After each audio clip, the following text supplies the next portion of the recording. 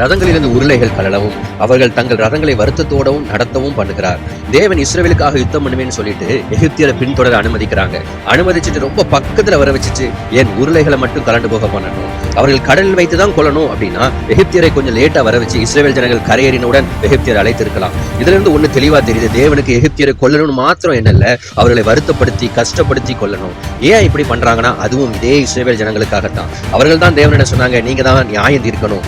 எப்படி எங்களால செங்கல் வேலைக்கு தேவையான வைக்கோலையும் சேர்த்துட்டு அதே செங்கல் எங்களால் எப்படி செய்ய முடியும், இல்லைன்னா அடிக்கிறாங்களே என்று சொல்றாங்க. இதை மனதில் வைத்துதான் தேவன் யுத்தம் பண்ணுகிறாங்க. ரதங்களிலிருந்து உருளைகள் கலண்டு போக பண்ணி அது நிமித்தம் அவர்கள் பயப்படுகிறதையும் கதறுகிறதையும் கஷ்டப்படுகிறதையும் இஸ்ரவேல் ஜனங்களை பார்க்க வைக்கிறாங்க. எப்போ எனக்காக வழக்காடுவீங்க, எப்போ எனக்கு நீதி செய்வீங்கன்னு கேட்கிற நம்மளுடைய வாழ்க்கையிலையும் தேவன் இதைத்தான் செய்ய போகிறாங்க.